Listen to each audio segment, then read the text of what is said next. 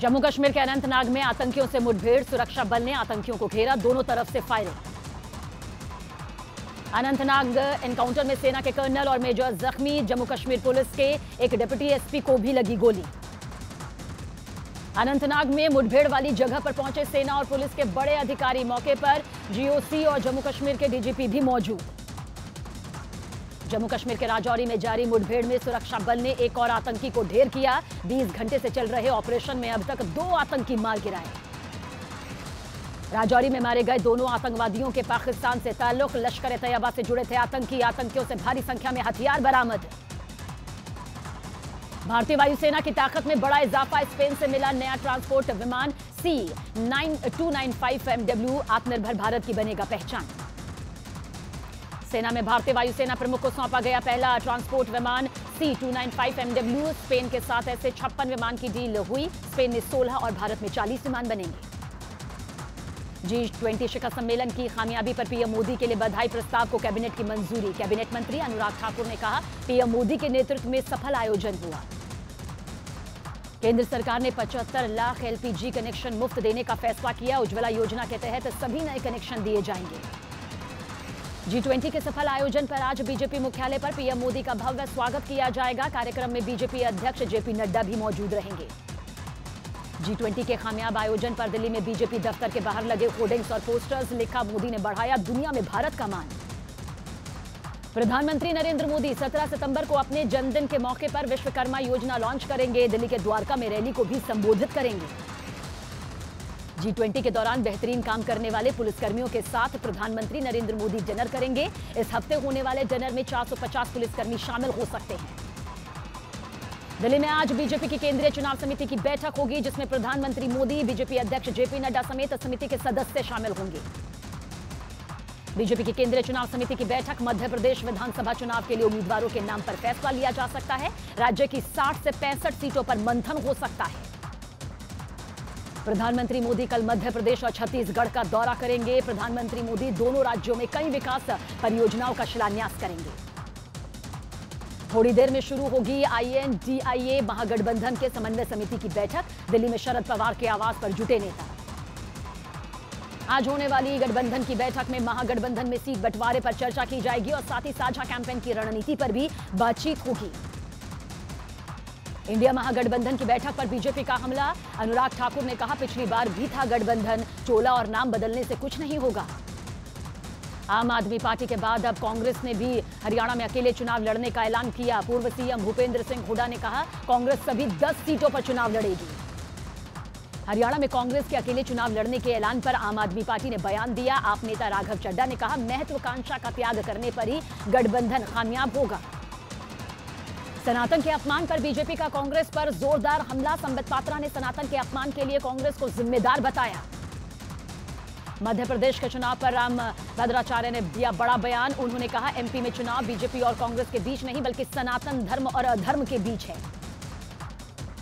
कर्नाटक के हुबली में उदयनिधि स्टालिन के खिलाफ विरोध प्रदर्शन। अखिल कर्नाटक ब्राह्मण महासभा नाम के संगठन ने उदयनिधि स्टालिन के विरोध में प्रदर्शन किया। डीएमके नेता उदयनिधि स्टालिन के सनातन धर्म पर दिए बयान के खिलाफ मुंबई में एफआईआर दर्ज। मुंबई के मीरा रोड पुलिस स्टेशन में एफआईआर करवाई गई। यूपी के मुख्यमंत्री सीएम योगी आदित्यनाथ मध्य प्रदेश के दौरे पर उज्जैन पहुंचे। सीएम योगी ने यहां महाकाल के दर्शन किए और मंदिर में पूरे विधि विधान के साथ पूजा अर्चना भी की। रूस में चल रहे ईस्ट इकोनॉमिक फोरम में रूस के राष्ट्रपति पुतिन ने मेक इन इंडिया मुहिम की सराहना की। पुतिन ने कहा कि भारत अपने देश में बनी गाड़ियों के इस्तेमाल पर जोर दे रहा है। संसद के विशेष सत्र से एक दिन पहले 17 सितंबर को नई संसद भवन के गजद्वार पर ध्वजारोहण होगा। राज्यसभा के सभापति और लोकसभा अध्यक्ष तिरंगा फहराएंगे। पीएम मोदी भी रहेंगे मौजूद।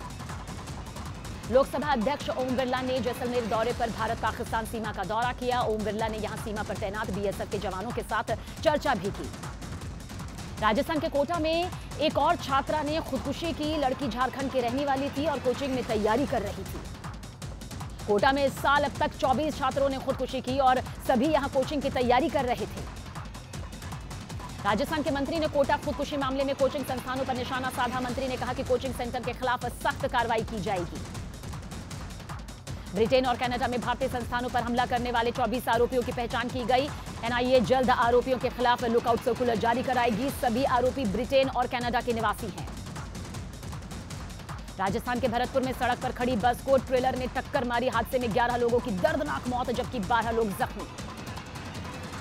पाकिस्तान में मौजूद आतंकी सैयद सलाहुद्दीन ने खुद की जान को बताया खतरा। सूत्रों के मुताबिक आईएसआई सलाहुद्दीन से नाराज चल रहा है। समाजवादी पार्टी के नेता आजम खान के ठिकानों पर इनकम टैक्स की छापेमारी। यूपी के लखनऊ, रामपुर, मेरठ, गाजियाबाद, सहारनपुर और सीतापुर समेत मध्य प्रदेश में भी छापेमारी जारी।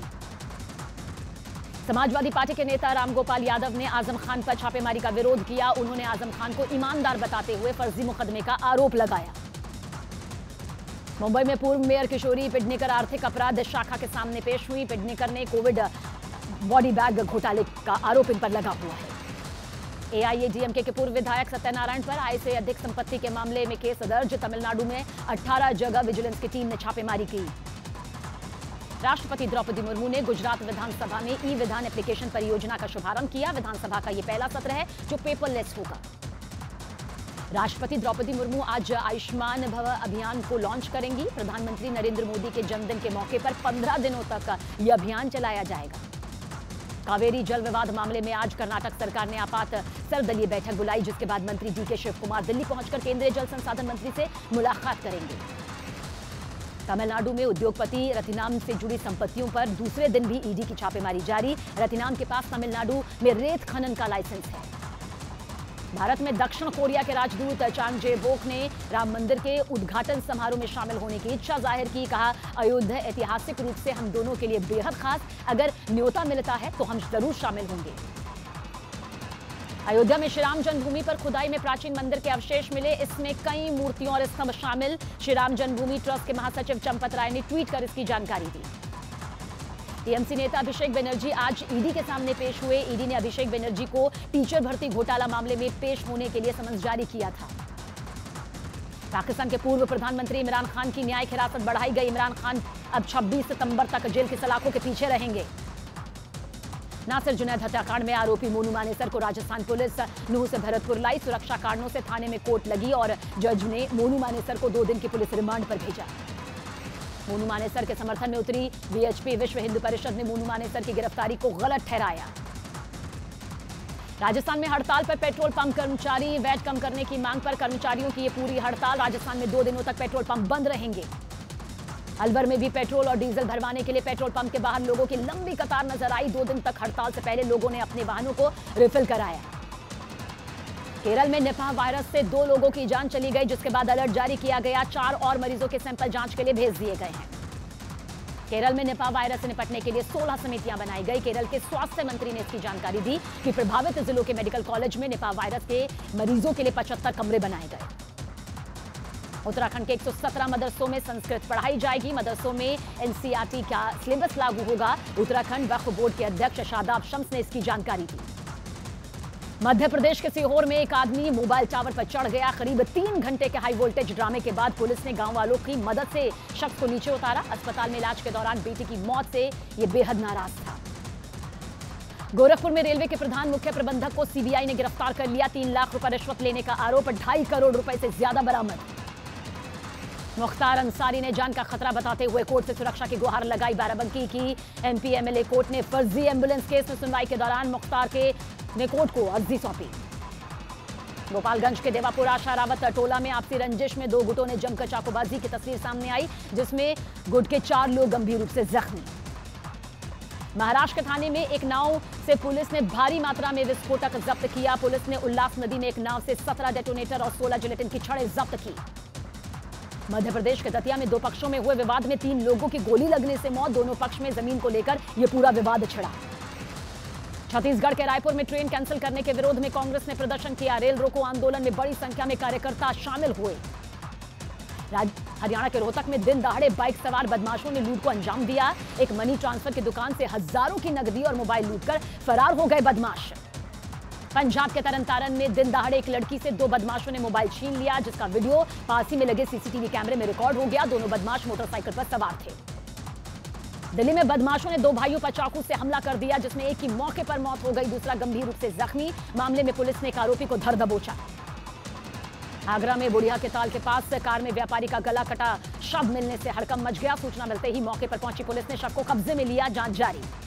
बिहार के शेखपुरा में शराब तस्करों ने पुलिस की टीम पर हमला कर दिया और 2 शराब कारोबारियों को छुड़ाकर फरार हो गए। इस दौरान कई पुलिसकर्मियों को गंभीर चोट भी लगी। यूपी के सीतापुर में पुलिस और बदमाशों के बीच मुठभेड़ हुई। क्रॉस फायरिंग में 25,000 का इनामी बदमाश उदयराज गोली लगने से जख्मी हो गया, जिसका अस्पताल में इलाज जारी।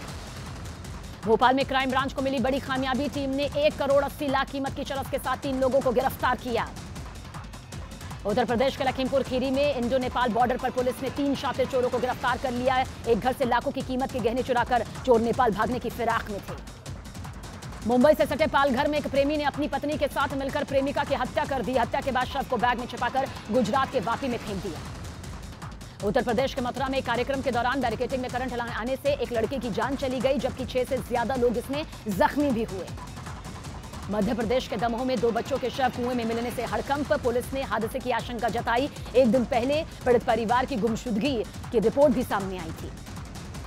राजस्थान के बारा में मौसम खराब होने की वजह से हेलीकॉप्टर की इमरजेंसी लैंडिंग करानी पड़ी। भोपाल से जयपुर जा रहा था यह हेलीकॉप्टर।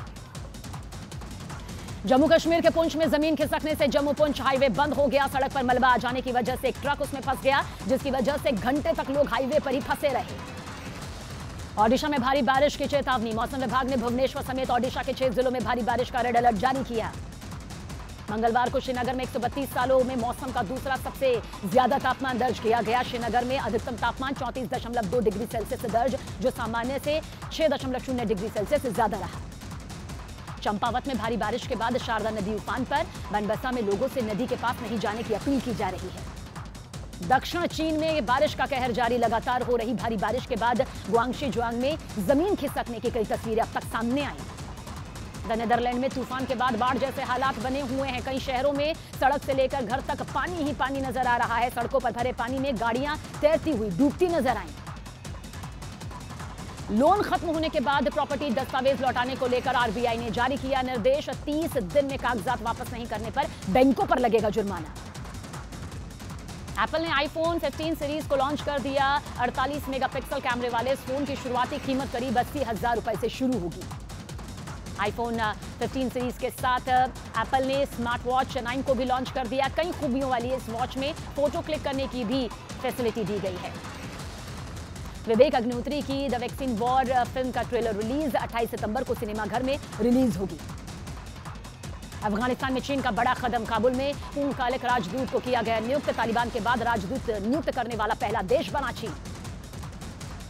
रूस के राष्ट्रपति व्लादिमीर पुतिन ने किम जोंग उन से मुलाकात की। पुतिन ने गर्मजोशी के साथ किम जोंग उन का स्वागत किया। किम जोंग उन के रूस दौरे को लेकर अमेरिकी रक्षा मंत्रालय ने नॉर्थ कोरिया से अपील की कि वो रूस को किसी भी तरह का हथियार न दे। उत्तर कोरिया ने 2 छोटी दूर की बैलिस्टिक मिसाइलों का परीक्षण किया। यह परीक्षण तब किया गया जब किम जोंग उन रूसी दौरे पर हैं। रूस से जारी महायुद्ध के बीच यूक्रेन को अमेरिका जल्द लंबी दूरी की मिसाइल दे सकता है। मिसाइल भेजने पर अंतिम मुहर लगना हालांकि अभी बाकी है। यूक्रेन ने रूस से जारी युद्ध के बीच अमेरिका से मदद मांगी थी। रूस की सेना पर यूक्रेन ने बड़ा हमला किया। यूक्रेन ने रूस की सेना पर कई रॉकेट से हमला किया, जिसमें रूस की कई हौवित्जर तोप तबाह हो गई। भारत दौरे पर बांग्लादेश नौसेना के अध्यक्ष मोहम्मद नजमुल हसन। बांग्लादेश नौसेना अध्यक्ष ने दिल्ली में राष्ट्रीय युद्ध स्मारक पर पुष्पांजलि अर्पित की।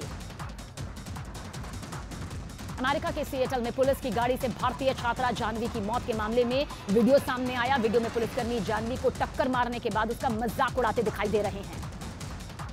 यूके के मुजफ्फराबाद में महंगाई की मार झेल रहे लोग अब पीने के पानी के लिए भी तरस रहे हैं। मुजफ्फराबाद में पाकिस्तान सरकार के खिलाफ विरोध प्रदर्शन और भी ज्यादा तेज हो गया। मॉस्को में एक टीवी टावर के पास धमाका हुआ। कई किलोमीटर दूर से विस्फोट का धुआं उठता नजर आया। अफ्रीकी देश लीबिया में तूफान की वजह से 2000 से ज्यादा लोगों की जान चली गई। लीबिया के दरना शहर में सबसे ज्यादा नुकसान। दरना में रेस्क्यू ऑपरेशन अब भी जारी। अफ्रीकी देश लीबिया के दरना शहर में तूफान से पहले और बाद की सैटेलाइट तस्वीरें सामने आई। लीबिया के दरना शहर में तूफान की वजह से सबसे ज्यादा नुकसान। अफ्रीकी देश लीबिया में तूफान डैनियल ने तबाही मचाई। लीबिया में करीब 10,000 लोग लापता। तूफान में एक ही परिवार के 30 सदस्य गुमशुदा। क्रामिया के सेवस्टोपोल शहर में मिसाइल अटैक। शहर के गवर्नर ने मिसाइल अटैक की जानकारी दी।